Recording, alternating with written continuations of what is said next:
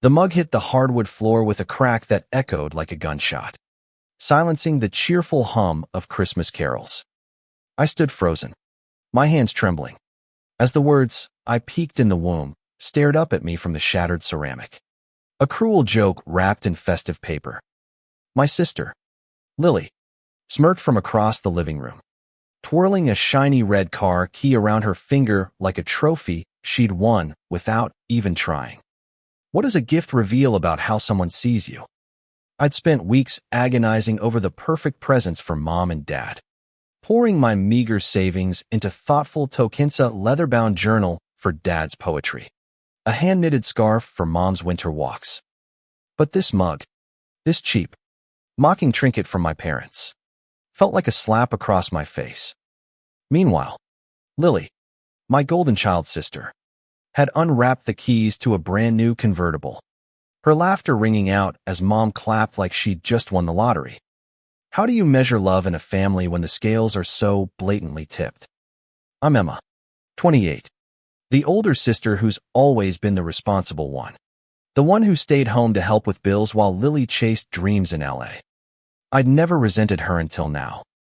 The mug wasn't just a gift. It was a message, a confirmation of every insecurity I'd buried. Have you ever felt like your family's written you off? Like you're a footnote in their story while someone else gets the starring role? That's what this Christmas morning felt like, standing in the wreckage of my expectations. Emma, it's just a mug, Mom said, her voice tight, as if I were overreacting. Dad avoided my eyes, sipping his coffee like the tension wasn't suffocating the room. Lily, though, didn't hold back. God, Em, don't make a scene. It's funny. Lighten up. Funny. The word stung worse than the gift itself. When was the last time you laughed at something that cut you to the bone? I wanted to scream, to demand why they thought I'd peaked before I was even born, why Lily's every whim was rewarded while my sacrifices went unnoticed. Instead, I knelt to pick up the pieces of the mug, my fingers brushing the jagged edges. What do you do when your family's love feels like a competition you've already lost? I didn't know yet, but as I looked at Lily's smug grin, I knew this wasn't the end, it was the beginning of something raw and unstoppable. The rest of the morning passed in a blur of forced smiles and small talk. Mom gushed over Lily's new car, a sleek red thing parked in the driveway like a monument to her perfection. Dad muttered about how practical it was for her acting auditions. Practical, as if my beat-up sedan, held together by duct tape and prayers, wasn't practical. Have you ever wondered why some people get handed everything while others scrape by? I didn't ask for a car, but I'd have settled for a shred of the pride they showered on Lily. By noon, I excused myself to the kitchen, needing air, needing space. The sink was piled with dishes from Mom's holiday baking, and I started scrubbing, the hot water burning my hands. It was easier to focus on the mess than the ache in my chest. But then Lily sauntered in, still clutching those keys. You're not seriously mad about the mug, are you? She asked, her tone dripping with condescension. What would you say to someone who doesn't see the wound they're twisting a knife into? I'm fine, I lied, scrubbing harder. But I wasn't. The mug was a symbol, but the real hurt was deeper years of being the reliable one, the one who didn't need coddling because I always managed. Lily, though, was the dreamer, the one they bet on. When did you last feel like you were enough for the people who matter most? She leaned against the counter, inspecting her nails. You know, Em, maybe if you didn't act so boring, they'd notice you more. Boring. The word landed like a punch. Was that what they all thought? That I was the dull backdrop to Lily's dazzling life? I turned off the faucet, my hands dripping, and faced her.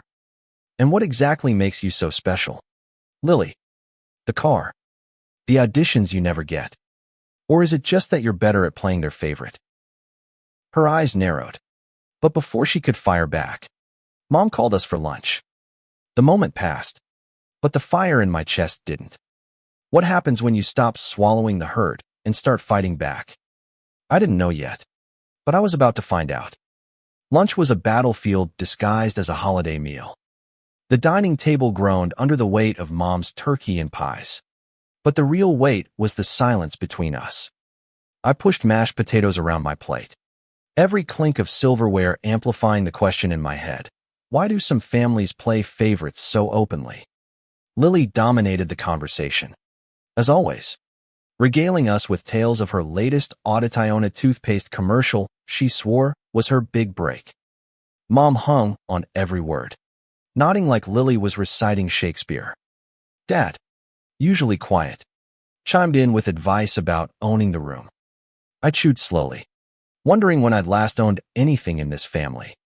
Have you ever sat at a table full of people and felt utterly alone? I tried to join in, mentioning a promotion I'd gotten at the library where I worked. It's not much, but it comes with a raise, I said, hoping for a flicker of pride. Mom smiled thinly. That's nice, dear. Dad didn't even look up. Nice. The word was a pat on the head, a consolation prize.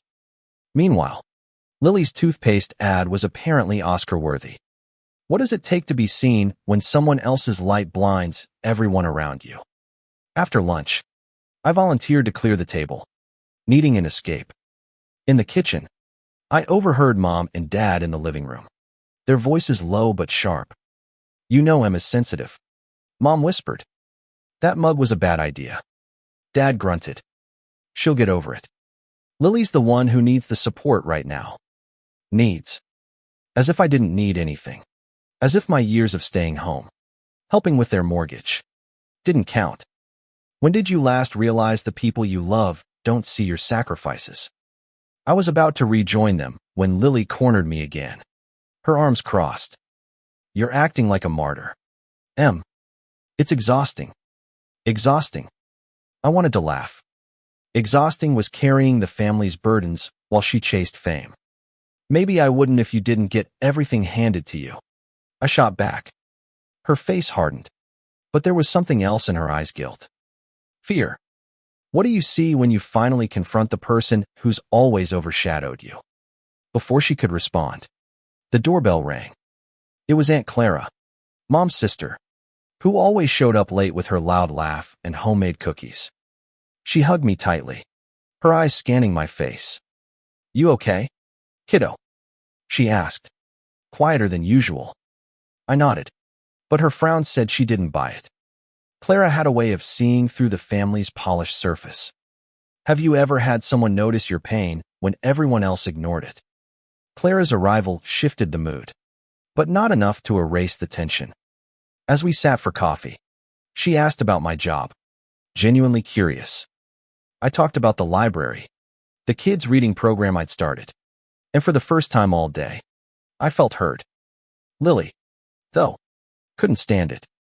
Can we talk about something interesting? She cut in, steering the conversation back to her.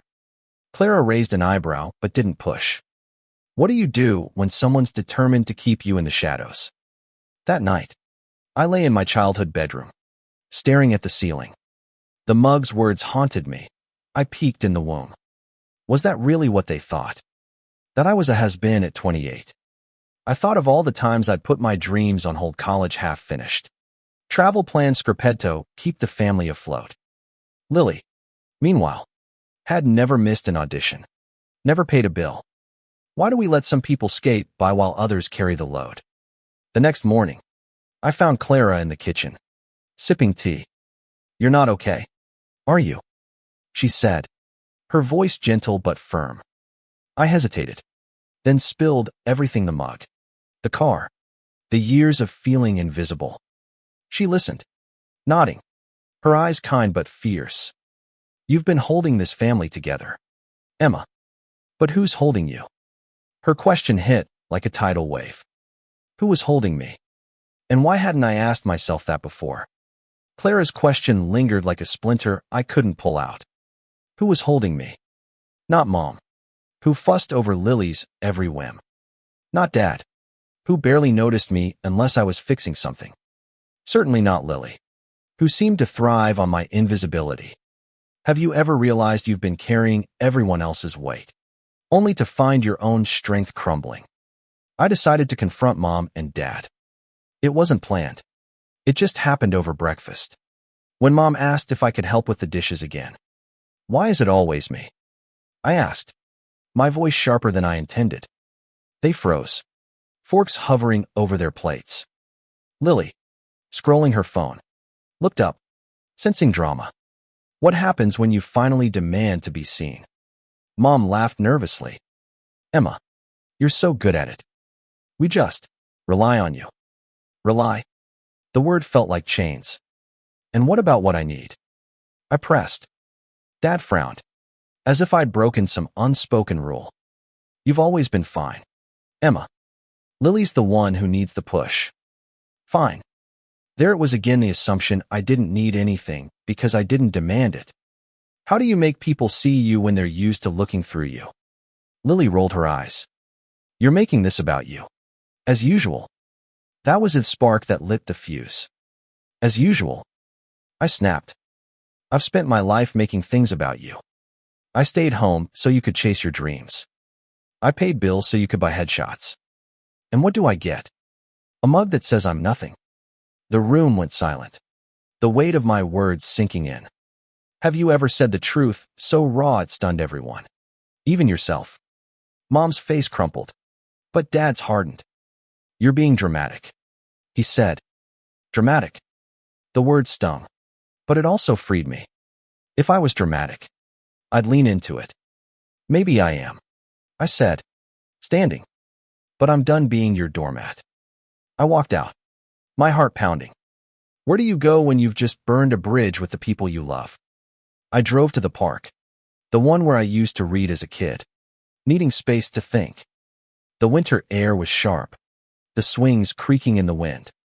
I sat on a bench, replaying the morning, the mug, the years of being fine. What does it mean to be enough for yourself when your family says you're not? Clara found me there, her coat bundled tight.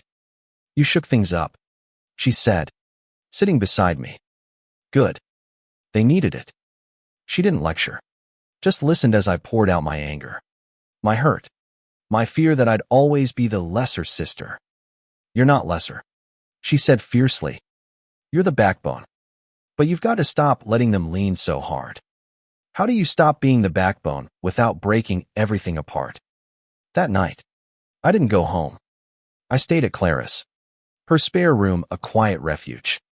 She gave me a journal, urging me to write what I wanted, not for the family, but for me.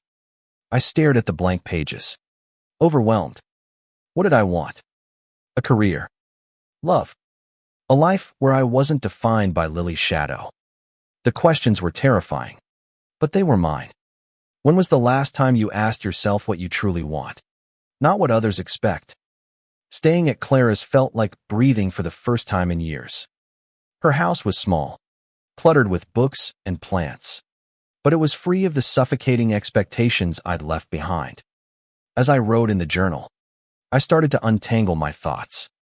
What does it mean to choose yourself after a lifetime of choosing others? I didn't speak to Mom, Dad, or Lily for days. The silence was both liberating and lonely. Clara kept me busy, dragging me to her pottery class, where I molded clay into lumpy bowls and laughed harder than I had in months. But the hurt lingered.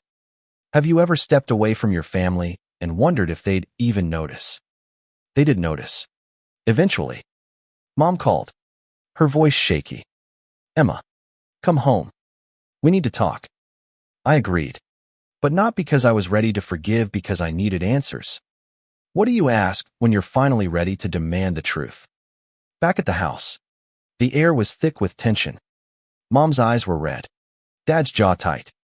Lily sat on the couch, arms crossed, looking like a child caught misbehaving.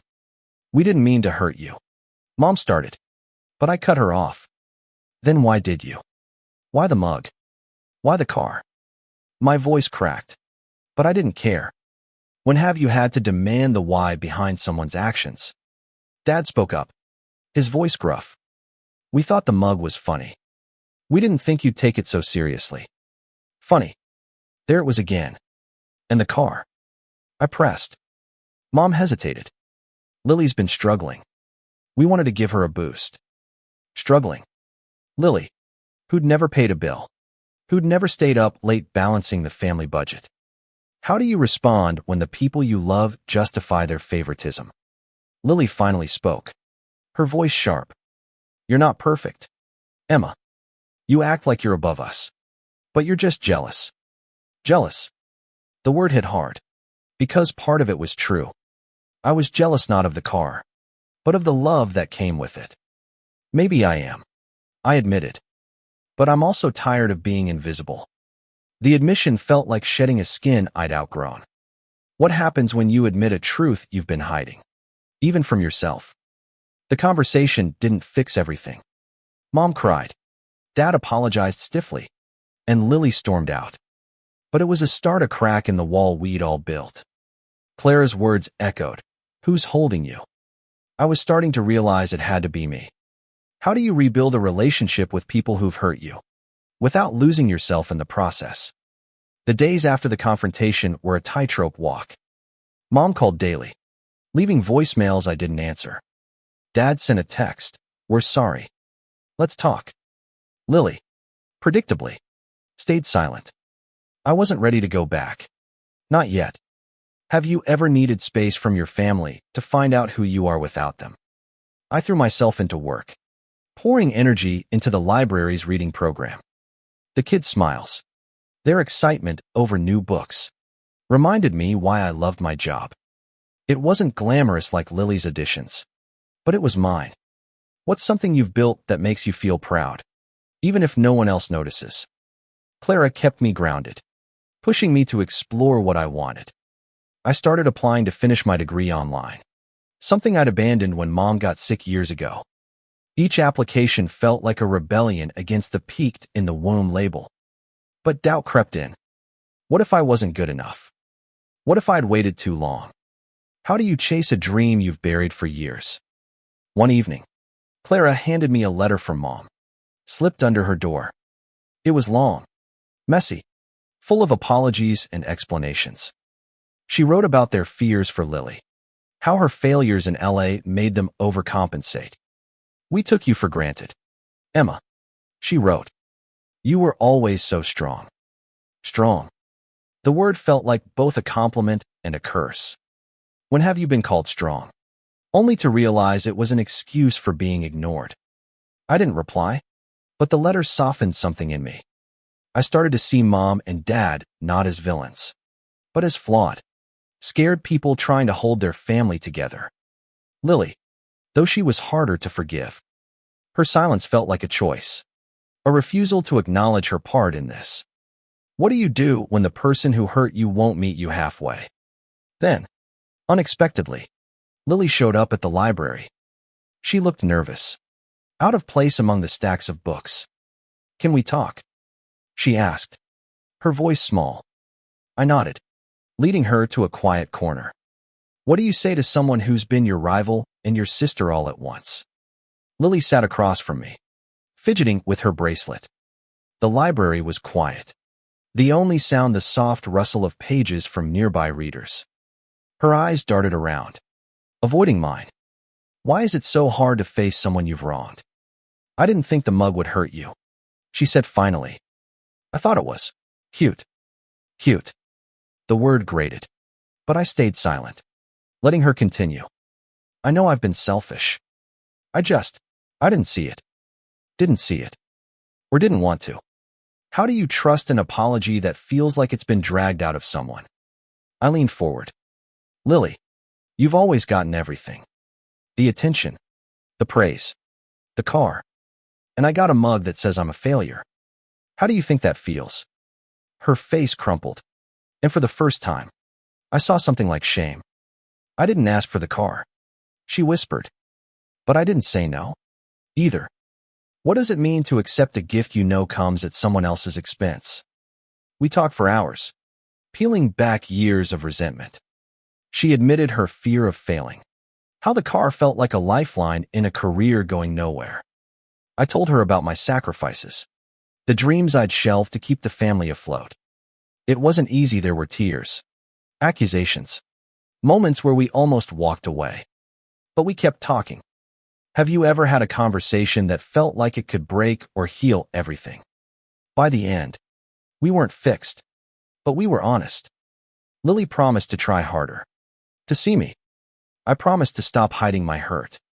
It was a fragile truce, but it was something. How do you rebuild trust when it's been broken for so long? When I finally went home, Mom and Dad were waiting. They'd sold the car. They said, putting the money into a fund for both of us, college for me. A fresh start for Lily. It wasn't perfect, but it was a gesture. What does forgiveness look like when it's not about erasing the hurt, but building something new? Christmas came again a year later, and the living room felt different. No mug, no car keys, just us. Mom baked cookies. Dad read his poetry, and Lily and I laughed over a board game. It wasn't perfect, but it was ours. Have you ever found peace in a family you thought you'd lost? I'd started my degree, balancing classes with work. Lily landed a small role. Not a toothpaste ad, but a real part. We cheered for each other. Tentative, but genuine. The mug was gone, but its lesson lingered. I was enough. Not because of what I did for others, but because of who I was. What does it mean to finally believe you're enough? As we opened gifts, simple, thoughtful, Anisi realized the real present was this, a family trying. Flawed but fighting to be better. The road ahead wouldn't be easy, but it was ours to walk together.